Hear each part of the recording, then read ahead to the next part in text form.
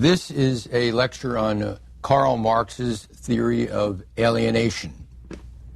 Who was Karl Marx? He was born in 1818 in Germany into a middle-class family. Marx's own ancestry was Jewish. His grandfather was a rabbi and other members of his family as well. But his father, who influenced him a great deal, had converted from Judaism to Lutheranism a year before Karl was born, apparently because his father wanted to improve his law practice. At any rate, his father was determined to make his son Karl a fine lawyer.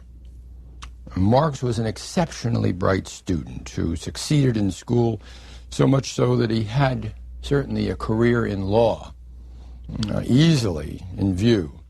But he chose instead to focus on philosophy, and he took his PhD in that subject in Germany. His family then expected that he would enter academe and prove respectable, but he moved instead into one of the most unrespectable areas of occupation, that is, revolutionary thinking in politics. And this soon got him exiled not only from Germany, but eventually from France as well, settling finally in London, the bastion of liberty. He lived there with his family for much of his life, from 1849 until he died in 1883. In contrast to the other political theorists that we've studied or may study, Marx did live himself often in a state of abject poverty. Other philosophers who identify with the poor are not usually poor themselves, but Marx not only championed the underprivileged, he chose to be one of them. The fact that he chose this way of life, I think, makes an important comment about his theory of alienation. He felt profoundly alienated from the political and economic systems in which he lived, and he wanted desperately to change them. London is my favorite place in the world. We all have our, I think, choice cities, and mine is London, partly because my spouse and I spent our early years of our marriage there, raising our family in the 60s, and then we try to go back and visit it every summer or every other summer at least. And we enjoy it so much for many reasons. But two reasons, at least, among the many, are that both Marx and Freud fled to London from persecution, established then a sanctity there. And as we'll see when we talk about Freud, it was only for 1 year at the very end of his life, but nevertheless, they're memorialized there. Marx is buried there, his tomb, and as we'll see in the lecture on Freud, Freud's museum and home is there. And so what I'd like you to do when you take your next trip to London, if you haven't already, is to include a visit to Marx's grave. It might sound a bit morose to be tramping around cemeteries, but Highgate Cemetery in London is one of the most marvelous scenic spots imaginable. So you take the Northern Line from London, or better yet, walk from central London through the magnificent public squares and parks, through Hampstead Heath, a super splendid large park in northern London, that leads to Kenwood House, one of the finest manorial mansions still preserved anywhere in the world, and then across to Highgate Cemetery. It's a splendid walk, a morning's walk.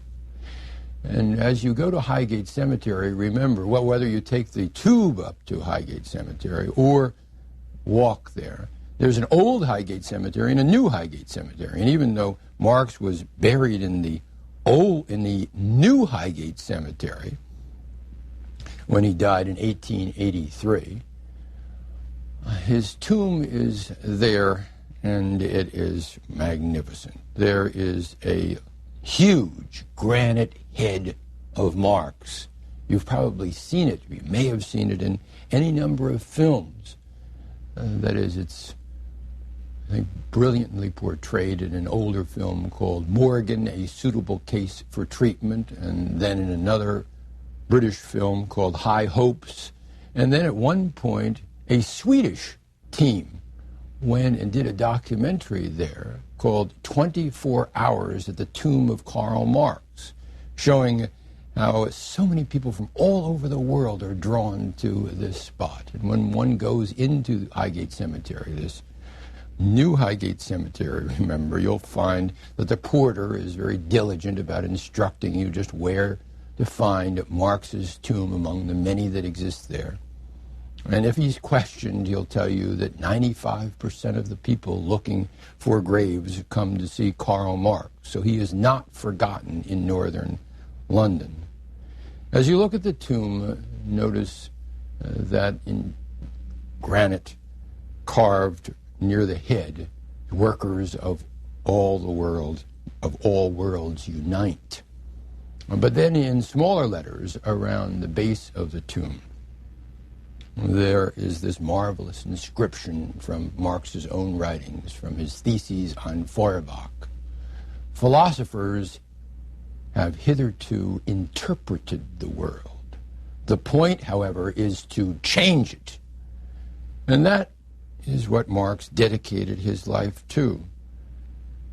Often living in this state of abject poverty with his spouse, Jenny von Westphalen, a wonderful woman who supported him throughout his life, and he loved completely. His 4 children, 2 of whom died from diseases that could not be treated because of his poverty while he was living in some tiny rooms on Dean Street. The suffering that that family endured, and Marx said after he completed one of his works that he had given up his health, his 2 dear children, so much of his family's happiness, all to complete Capital. Obviously, we can ask whether it was worth it. But Marx himself was determined that it was, because he was dedicated to revolutionary change. We can say that his project seems to have failed, given the events today. We want to look at that at the end of our lecture, but should we conclude that his theory of alienation is invalid? Obviously, I've chosen to focus on his theory of alienation, and so I'm concluding that it is quite valid, and we'll make that argument especially at the end. Now, Marx's theory of alienation rests first on his theory of human nature. And like Plato, Marx proposed what Plato called a tripartite self. That is a theory of the human personality having 3 different aspects, or sort of, in Marx's case, historical categories, sets of needs. That is, within the self, there are 3 distinct categories or sets of needs. The first is the natural self, with the subsistence needs that we know well, of food, clothing, and shelter, with the need for sex, and with the need for productive activity. The natural self is part of us always. Marx says it was not just there in a distant past, it remains with us today, that we continue to have these needs. Now, these needs are in the process of historical evolution, and here he's not like Plato. He has a theory of the human self evolving through history. So as the needs then develop, they are either matured and ripened, or they are perverted and corrupted.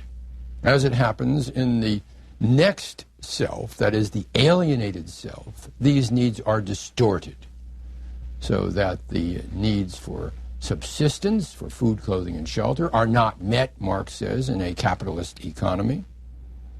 The need for sex is often distorted by the domination and submissive patterns that prevail among males and females in capitalist economies, when women are subjected as slaves to a wrongful patriarchy. And that stage of alienation is the one that Marx focuses on, the concept of the alienated self and the way in which the self in capitalist society is so distorted and perverted, and the needs are not met. And of course, above all, as we'll be seeing in a moment, the need for productive activity, for work, for a creative expression of oneself, that's not met. That is distorted in our present capitalist economy. Marx, of course, condemns capitalism, this economic system, as the source of the evils, that is, the way in which the self is corrupted, the reason why the early natural self is not fulfilled. Capitalism is responsible. According to Marx, capitalism alienates men from themselves and from each other. Capitalism, and especially private property, perverts human values as human beings come to value things over each other. It encourages avarice, competition, inequality. And he says the cash nexus becomes the criterion of all value. Listen to what some of Marx says about capitalism. And of course, he writes a great deal. When he condemns the capitalist system, he writes first about the alienating power of money. Capitalism, he says, takes our natural need for subsistence and distorts it into an unnatural craving for possession so that no one is satisfied. A lust for money, a lust for property, an addiction to things on a level that we can't possibly need. In his first major work, the economic and philosophical manuscripts, as they're called, which were written when he was in exile in Paris in 1844. He was only then 26 years old. He wrote this about the power of money in a capitalist economy. The craving for money and property, he writes, have made us so stupid and one-sided that an object is only ours when we can actually own it, when we have it as capital or actually possess it. All our senses are consumed then wholly with having, or every sense has been reduced to that. This means that we've turned our human capacities into one drive, and that is to acquire more things. The cardinal doctrine of capitalism is to deny then the authentic needs of the self for the acquired needs, and this means a denial of the real self. Now, 4 years after he wrote this, at age 26, as he was approaching 30, he wrote another document which has become famous, more famous than the earlier one, with his great friend Friedrich Engels, called the Communist Manifesto.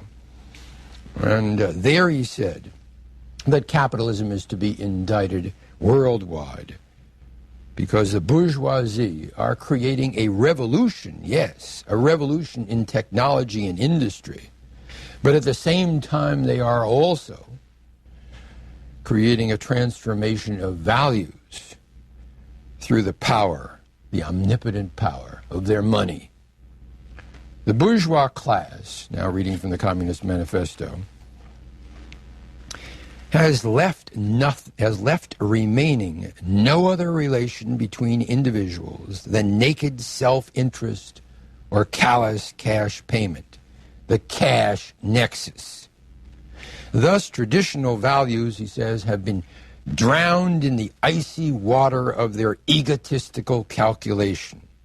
In a word, for the old forms of exploitation veiled by religious and political illusions, the bourgeoisie has, through the sheer transforming power of money, changed the world economy into naked, shameless, direct, brutal, unforgiving exploitation.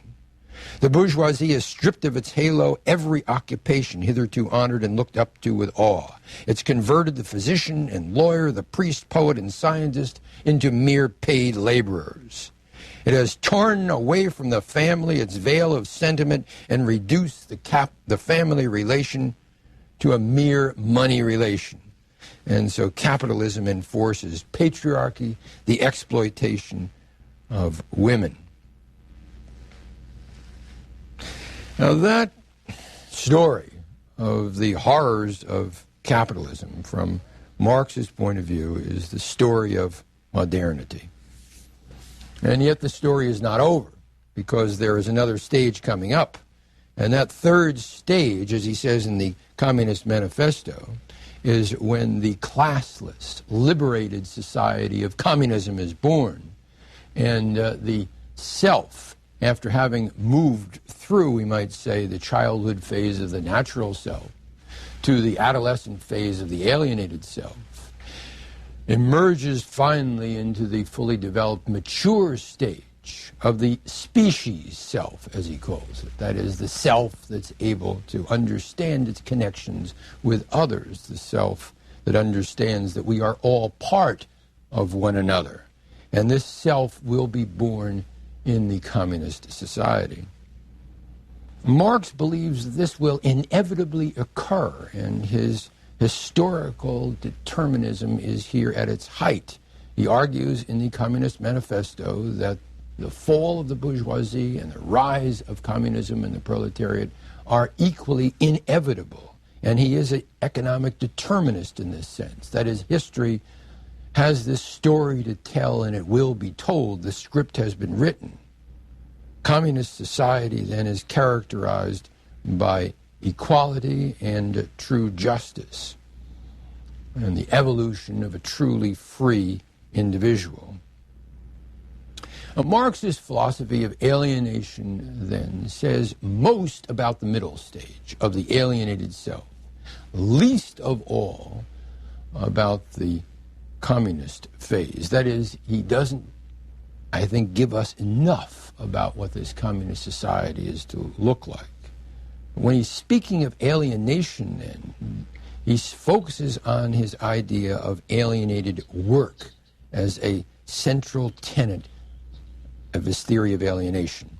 He's most concerned, that is, with the way in which labor becomes alienated in the capitalist society. And the real transformation that occurs for Marx, that must occur, is the transformation from alienated labor in a capitalist society to creative and free labor in the communist society. But it's the alienation of work that he writes on, that is the way that the system of capitalism fails to fulfill our natural need for satisfying and creative work, for an enjoyable form of productive activity. Capitalism distorts this need by fostering in us perverse attitudes of either becoming attached to work unnaturally, that is, becoming workaholics as it becomes an addiction, or hating work for its boredom. This is the attitude towards work among us that's bred by our system of capitalism.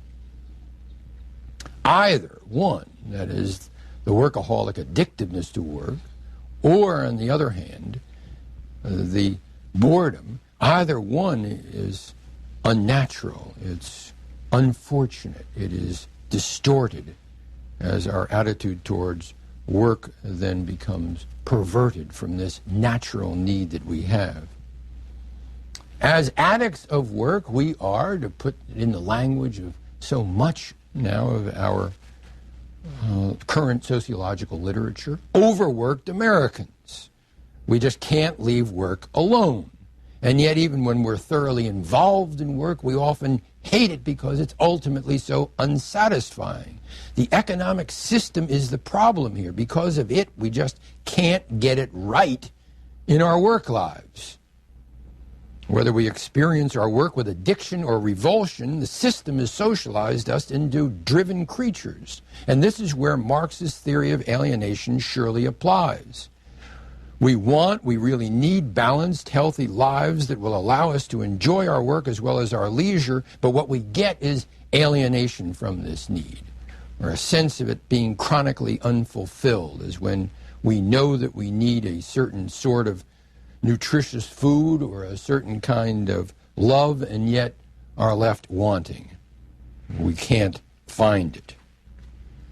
Marx asks the question, the key question, what constitutes the alienation of labor? And in his early writings, he answers this question, I think, eloquently. First, he says, there is the fact that labor is external to the worker. It doesn't belong to his essential being. That in his work, therefore, he doesn't affirm himself, but he denies himself. He doesn't feel content, he feels unhappy. He doesn't develop freely his physical and mental energy. He mortifies his body. He ruins his mind. The worker, therefore, only feels himself outside his work, and in his work feels outside himself. He is at home when he's not working, and when he is working, he's not at home. His labor is therefore not voluntary, it's coerced. It's forced labor. It's therefore not the satisfaction of a need, it's merely a means to satisfy needs external to it. It has an alien character, which emerges clearly in the fact that as soon as no physical or other compulsion exists, labor is shunned like the plague. Now that's the problem, then, that we look at labor and we don't derive from it the sense of satisfaction that we want. And he concludes the worker's activity, therefore, isn't his spontaneous, freely chosen activity. He is driven by it. It belongs to another. It's the loss of his self. What then, in view of this, are we alienated from when we speak of alienated labor? We're alienated from our natural need for satisfying work. Our work is, as Marx says, somehow external to our essence. But also, Marx says, we're alienated from our species needs, our species self. That is, from our higher needs, as yet to be fully known or realized, of species labor. Because in Marx's concept of human nature, we evolve through history, as we've said, from the alienated self into the species self. And the kind of work that we need and want in this state is truly creative and imaginative. It's a form of activity that allows us, Marx says, to see ourselves in what we have produced, and to find continuing enjoyment or satisfaction in that reflection of ourselves in our own world. Parents often find satisfaction in seeing themselves reflected in their children, just as teachers see themselves reflected in their students or in the ideas of their students. And this kind of sense, this need for a union with one's environment, this sort of consciousness is only a glimpse, Marx says, of the species society that could be yet to come, when people can demand a form of work that allows them to see themselves in that world that they have created in their work. And Marx confidently predicts that this new world will come after capitalism yields to communism. And he claims that in this higher stage of historical development, these are the phrases that he uses, the free development of each must be linked to the free development of all, because we cannot be free until all are free. Now, the banner of the communist society that he advocates is a famous motto that has been often cited in socialist economies or states. Now, that is, at the end, what do we want? We want a society, Marx says, that will have as its motto, from each according to his ability, to each according to his needs. We want a true fulfillment of the needs of people. Is Marx still relevant? This is a question that we need to ask because, after all, the Berlin Wall has fallen. Marx contends that the downfall of capitalism and the rise of communism are equally inevitable, and that premise, it seems, is not quite clear today. That is, it would seem that the opposite is true. That is, that capitalism is alive and well throughout the world and that communism has been demolished. Soviet communism, along with its Eastern European satellites, are forever finished. It appears, at least. But we need to raise the question, was Marx's system ever tried fairly? Marx certainly wouldn't have sanctioned the despotic tyranny of Stalinism, the way in which then communism was used as, I think, a misnomer to describe the economies of Eastern Europe.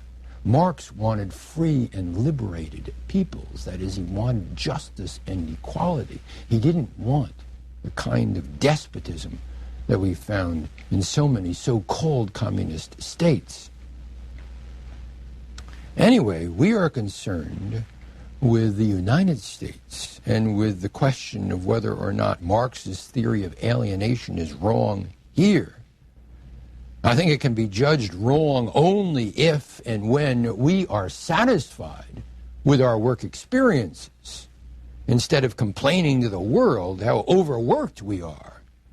And I'm thinking of literature about the overworked American, not only of several years ago, but contemporary comment on this. That is, over and again, people observing that money does not buy happiness. And the fact that we have to repeat this so often indicates that we are in a state of dissatisfied labor, of alienated work, and that Marx may well be right in terms of his reflection on the ills, the malaise of American society in this particular respect. Our economy certainly is flourishing, but as individual workers, we still seem often deprived of fulfillment, remarking how money can obviously not buy happiness. I'm thinking of Robert Frank's splendid book, Luxury Fever, which I recommend to everyone, my students, enthusiastically, making that point. Robert Frank, a conservative economist from Cornell, nevertheless concludes that money is being spent in a frenzy, in an affluenza throughout the United States, accumulating cash at unprecedented rates, and yet the society certainly doesn't seem any more content as a result of it. Marx criticized capitalism because he said all human relationships are absorbed into what he called the cash nexus. He claimed that there is no other connection between people but naked self-interest, callous cash payment. Now, this probably is an exaggeration now as it was then, but Marx is important now because he continues to raise key questions about us and our society. And how far do we define ourselves and our country in terms of cash? Why have we failed to resolve the continuing, the worsening problem of the growing income gap between rich and poor in our society? The latest figures indicate that this problem is getting much worse and not better in terms of the consolidation of money among a few, 1% of the population at the top, and deprivation among a large segment of our people at the bottom. Marx certainly would criticize America for this. We're reminded often enough by our political leaders that life is not fair. But Marx insisted that we focus on the growing injustices in our society and try to make them fair, try to resolve them. If life is unfair, though, is it the economic system that's to blame? Is the political government responsible for our injustice and unhappiness? Or is it somehow, inevitably, a part of human nature in a way that no changes of the system can possibly touch? Is unhappiness caused by the society and its economy, or by the personality and the instincts, both unconscious and conscious? This is the debate that Marx and Freud join. That is, from Marx's point of view, it is clearly the system, particularly the capitalist system, that is to blame, whereas from Freud's point of view, it is the self.